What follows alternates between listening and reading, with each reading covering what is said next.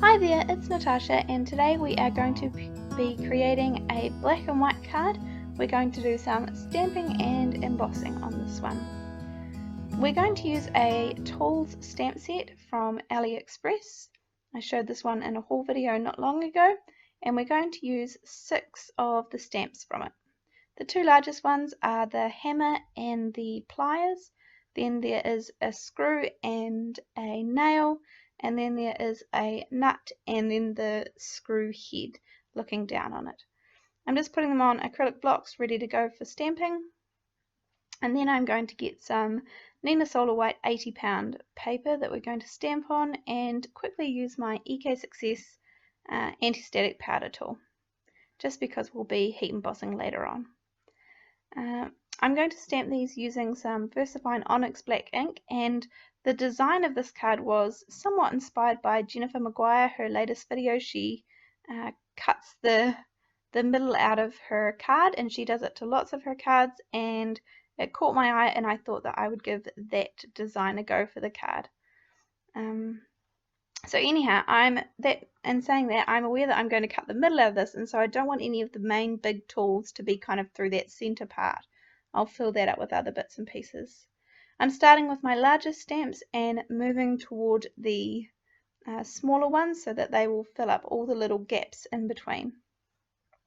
So I've done the screws and the nails, and now I'm going to move on to the smallest ones to fill up the wee bits and pieces that look empty.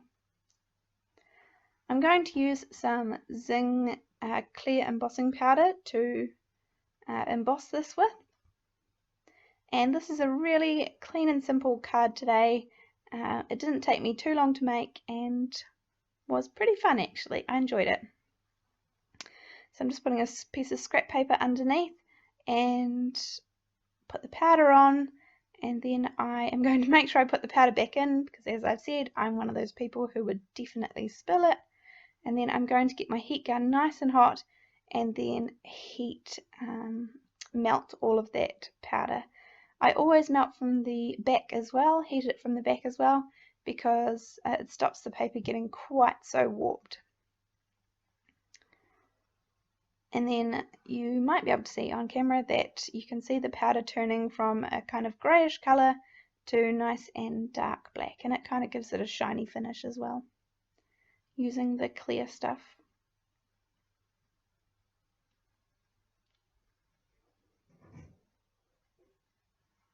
I wasn't 100% sure how I was going forward with this card. I didn't have a plan in mind, so I was sort of making it up as I went, and about here I decided that I wanted to have a black mat in the background. Just felt like it really set off the colour of the tools in the card, the black from the tools. So I'm cutting that down to 4 1/4 by 5 1/2, and then I am cutting this piece down. I think I cut 1/4 of an inch off each side, so I think it was left with a 1/8 border. It might be a little bit more than that actually.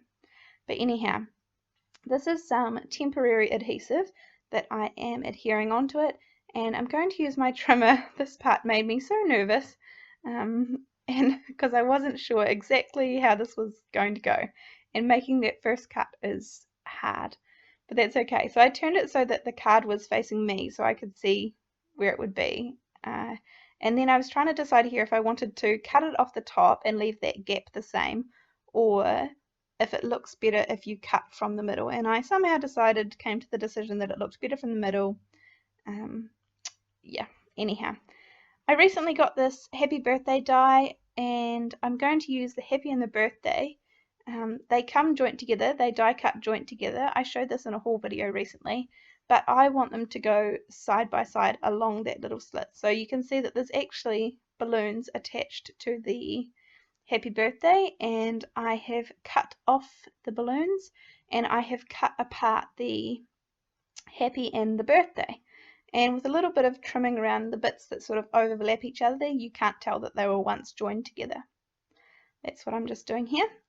They also have some, I die cut them with stick-it adhesive on the back, so it will adhere down nice and easy. I don't have to use liquid glue or anything.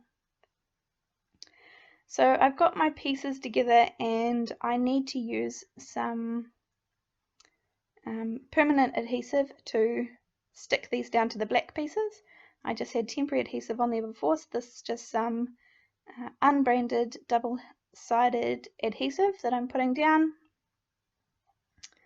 Put a couple of bits on each piece and then mat them onto the black layer. This is going to be a happy birthday card for my brother, I think it'll be. I have lots of family birthdays in June, so I'm on a masculine or boys cards theme at the moment, I seem to be, with my card making.